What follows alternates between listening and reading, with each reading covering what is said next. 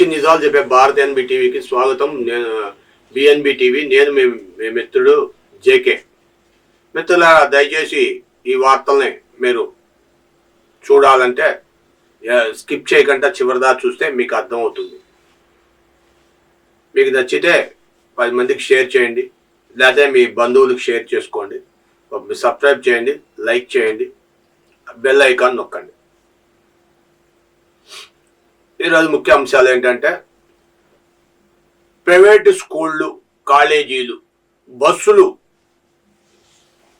తక్కువ జీతానికి డ్రైవర్లని పెడుతున్నారు. వాటి వల్ల నిన్న బాపట్లలో ఒక కాలేజీ బస్సులో దరిదాపుగా 30 మంది విద్యార్థులు ఉండగా ఆ బస్సు తనకి సంబంధించిన వేగానికంట అతి వేగంగా వెళ్ళటానికి ప్రయత్నం చేసి సమీపంలోకి వచ్చినాక వాళ్ళు మెడికల్ నర్సరీ ట్రైనింగ్కి వెళ్తున్నారు, ఎగ్జామినేషన్కి. దాంతో ఇన్ టైంలో బండి తీయకంట టైం అయిపోయినాక బండి తీయడం వల్ల దానికి బస్సుకి పొగ కమ్మేసి వాసనలు రావడంతో బస్సు ఏంటా అని చెక్ చేద్దామని పక్కన ఆపితే ఈలోపు విద్యార్థులు అప్రమత్తమయ్యి గబా గబా హడావుడిగా దిగేసి దూరంగా వెళ్ళిపోయారు. డ్రైవర్ దిగి చెక్ చేస్తూ ఉండగానే బస్సు తానంతలో తానే విద్యుత్ సర్క్యూట్ లోపడి తగలబడిపోయింది.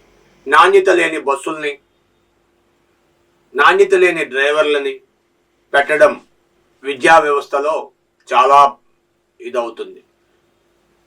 అనేక కాలేజీల పేర్లు, స్కూళ్ళ పేర్లు చెబితే బాధపడతారు. ఏబిసిడీల్లో ఉన్న 24 అక్షరాల్లో చాలా కాలేజీలు, చాలా స్కూళ్ళు డ్రైవర్లని, కనీసం ఎక్స్పీరియన్స్ లేని డ్రైవర్లని, ముసలి వాళ్ళని, సంబంధం లేని ఆర్టీసీలో రిటైర్ అయిపోయిన డ్రైవర్లని, ట్రాక్టర్లు తోలే డ్రైవర్లను తీసుకొచ్చి స్కూళ్ళల్లో పెడుతున్నారు. సరైన బస్సులనైనా సరైన ఇన్స్పెక్షన్ జరిపి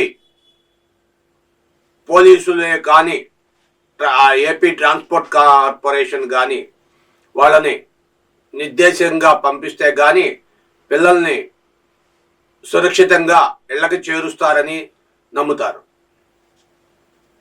ఇలా చేయకపోవడం వల్ల చాలా ఇబ్బందులు జరుగుతున్నాయి. గమనించవలసిందిగా కోరుతున్నాం అని చెప్పి విద్యార్థుల తల్లిదండ్రులు హడావుడి చేస్తున్నారు. దేశ విదేశాలు ఒక ఎత్తు, ట్రంప్ ఒక ఎత్తు. బ్రిక్స్ దేశాలంటే Britain, China, Russia, India, South Africa ఇలాగా క్షమించండి, ఇలాగా 5-6 ఏషియాలో 5-6 దేశాలు కలిపి బ్రిక్స్ దేశాలు అంటారు. ఇవి పేరుకు మాత్రమే పెద్దన్న పాత్ర పోషిస్తున్న అమెరికా ఇప్పుడు మీరు మీ మధ్య ఇంటర్నేషనల్ ట్రాన్సాక్షన్లు ఏం చేసుకున్నా సరే అమెరికా డాలర్లు మాత్రమే చెయ్యాలి. అలా కాదని మా డాలర్లు కాకుండా మీరు వేరే దేశపు డాలర్లను, లేకపోతే మీ సొంత డాలర్లను తయారు చేసుకొని చైనా, రష్యాకి డబ్బులు కట్టాలి, రష్యా ఇండియాకి డబ్బులు కట్టాలి, అమెరికన్ డాలర్లోనే చెల్లించాలంట. అలా కాకుండా వేరే డాలర్లో మీరు చెల్లిస్తే దీనిపైన మీకు జరగబోయే సుంకాలు చాలా ఎక్కువ ఉంటాయి అని చెబుతున్నారు. అంతేకాకుండా జనవరి 20వ తారీఖున ట్రంప్ తనదైన ప్రభుత్వంలోకి తన ప్రమాణ స్వీకారం చేయడానికి సిద్ధపడుతున్నాడు. నిర్దేశించే టైం అయింది. అయితే విద్యార్థులు, భారతదేశం నుంచి చెందిన విద్యార్థులు 3,30,000 మంది విద్యార్థులు అమెరికాలో ఉన్నారని, చైనాకి సంబంధించిన విద్యార్థులు 2,70,000 మంది ఉన్నారని, వీళ్ళందరూ కూడా, వీళ్ళే కాకుండా వివిధ దేశాల నుండి ఉన్న వాళ్ళు, వీళ్ళందరూ కూడా ట్రంప్ ప్రమాణ స్వీకారానికి ముందే వచ్చేయాలి, లేని పక్షాన ఆయన తీసుకునే చర్యలు ఎలాగుంటాయో తెలీదు, కాబట్టి మీరు సాధ్యమైనంత తొందరగా సెలవులకు వెళ్ళిన వారు అందరూ తిరిగి వచ్చేయాలని చెప్పి చెప్తున్నారు.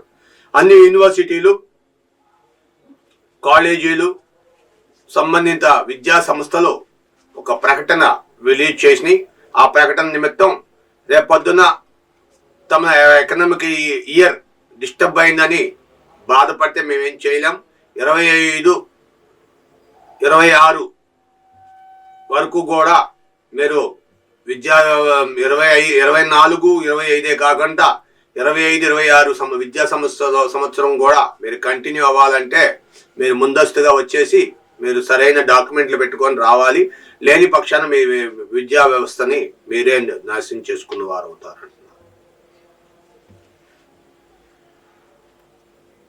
ఏపీ ప్రజలకి గొప్ప షాకు రాబోతుంది.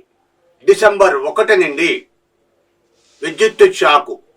మామూలుగా మీ ఇంట్లో చాలా అత్యాధునికమైన సౌకర్యాలతో మంచి కాస్ట్లీ స్విచ్లు వేసినా సరే మీకు స్విచ్ ముట్టుకుంటే షాకు తప్పదు. ఏంటి సార్ ఇలా మాట్లాడుతున్నారు మీరు?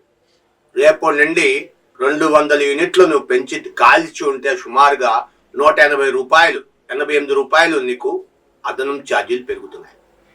9,712 కోట్లు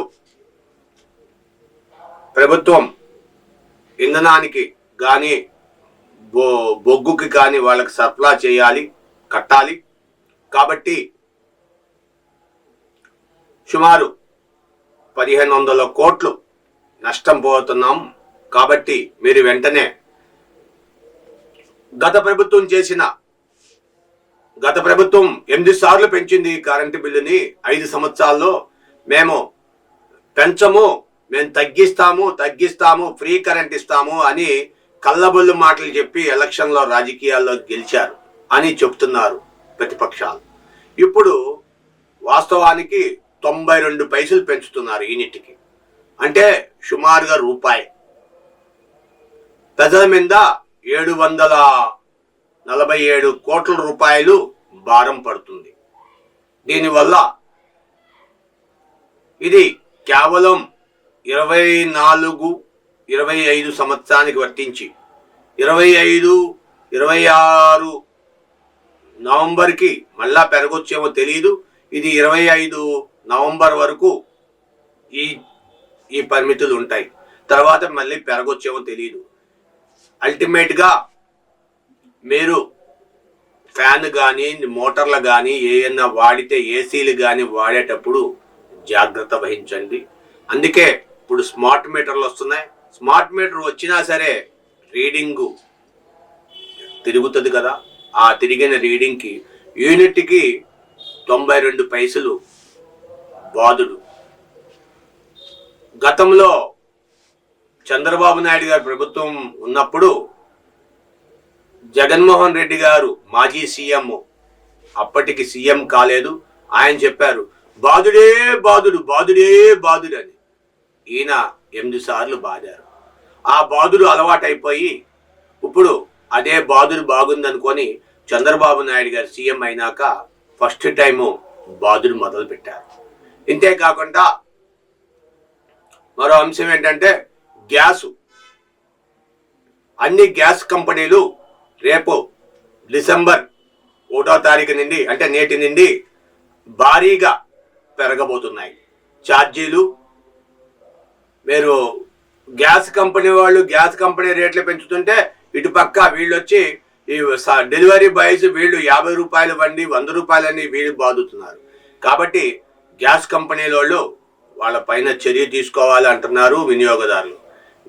డెలివరీ బాయ్స్ని అరికట్టండి వారి దోపిడీని అని. మీరు దోచుకుంటున్నారు, ప్రభుత్వం దోచుకుంటుంది మా సొమ్ము, మాకు జోబీకి చిల్లు పెడుతుంది. అంతేకాకుండా గ్యాస్ డెలివరీ బాయ్స్ కూడా గ్యాస్ చిల్లు పెడుతున్నారు మా జోబులకి. డొమెస్టిక్ గ్యాస్ని షాపులకి అమ్మేసుకుంటున్నారు, హోటళ్ళకి అన్ని అమ్మేసుకోవడం వల్ల సరైన సమయంలో ఇంత డబ్బులు కట్టి కూడా సరైన సమయంలో మాకు గ్యాస్ డెలివరీ అవ్వట్లేదు అని చెబుతున్నారు. గ్యాస్ కంపెనీలు డెలివరీ బాయ్స్ పై సరైన చర్య తీసుకోవాలి, లేకపోతే వారు చాలా ఇబ్బంది పడతారు అని చెప్పి మేము డైరెక్ట్గా గ్యాస్ కంపెనీకి, హెడ్ ఆఫ్ ది గ్యాస్ కంపెనీకే, ఇండియన్ ఆయిల్ కార్పొరేషన్కే మేము కంప్లైంట్లు చేస్తామని చెప్తున్నారు. Thank you for watching our channel. దయచేసి మీ విలువైన అభిప్రాయాలు కామెంట్ రూపంలో తెలియజేయండి, 10 మందికి షేర్ చేయండి. Thank you. Our channel your channel. Thank you.